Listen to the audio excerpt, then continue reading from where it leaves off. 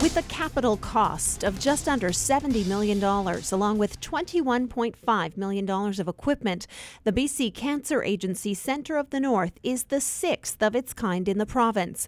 The 5,000 square metre or 54,000 square foot facility is warm and welcoming. One of the features we looked at when we were looking at the design was how we could make it the wayfinding easier for a patient.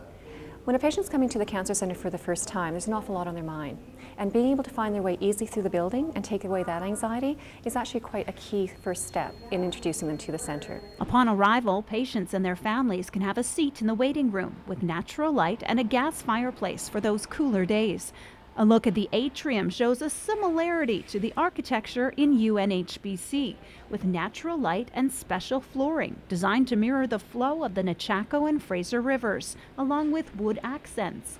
There is also a flow between treatment areas, with patients visiting for the first time heading to the general clinic to be assessed. First appointments can take up to an hour. There's an awful lot of information to be conveyed, and it's wonderful to have the space for family or a friend to be able to accompany the patient and be comfortable in the space while the appointment's happening.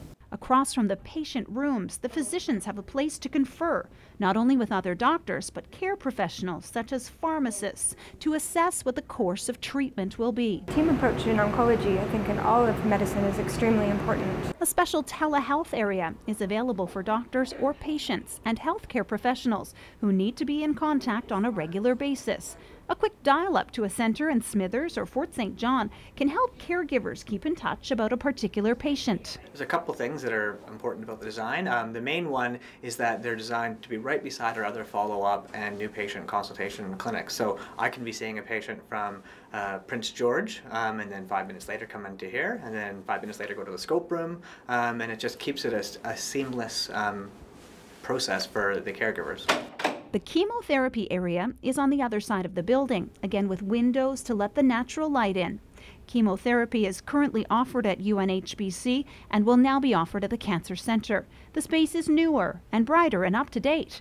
For those who may need a break or some time outside, a healing garden is located behind the building.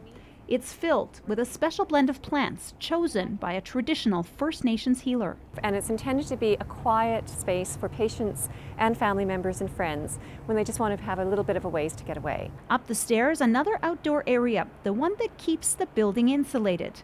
The foliage on the rooftop green garden will be watered for 2 years. After that, it will become self-sustaining.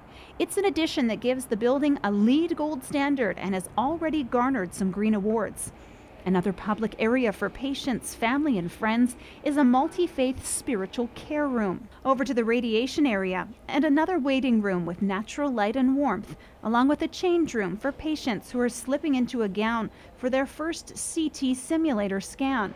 The CT simulator is a huge help to treating patients and pinpointing the exact location of a cancerous tumor. Every single patient has different anatomy, and so the CT scanner is what allows us to shape the radiation based on what the tumor looks like and where it's located. Once the scan is complete, it can be immediately accessed by medical staff, and the information gathered by the scanner can also be related to the linear accelerators or radiation machines. They appear on screens where we control the machine, and they can determine a course of treatment based on those immediately if they need to. Otherwise, we can transfer them into another system where we do more complicated designing of treatment. To help fight cancer through radiation, there are 3 radiation oncologists who have been hired, along with 3 physicists who help design treatments for the patient.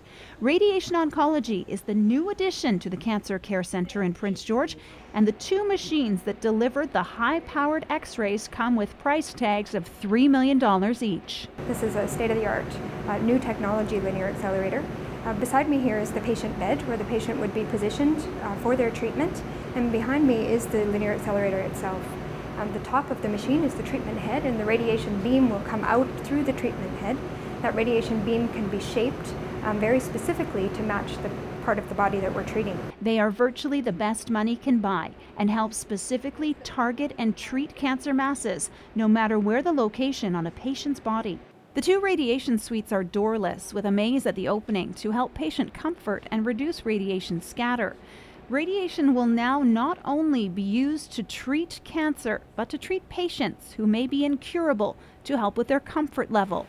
It's a treatment few would travel a long distance to get. But now that it is closer to home, the linear accelerator is expected to be used for palliative or end-of-life care. So we're hoping that patients will be able to have the choice more often to have radiation in their own community. Former pastor Peter Zimmer didn't get the luxury of that choice. To fight his battle against cancer, due to the nature of his illness, radiation therapy was needed. Peter boarded the NH Connections bus and made the long trip to Vancouver alone.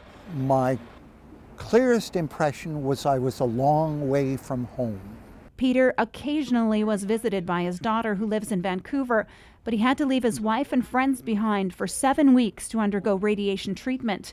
Despite the great care he was given and friends and connections he made, he contends getting treatment in Prince George would have been optimal, not only for his physical, but mental health in fighting the disease. First and foremost, because my wife is here.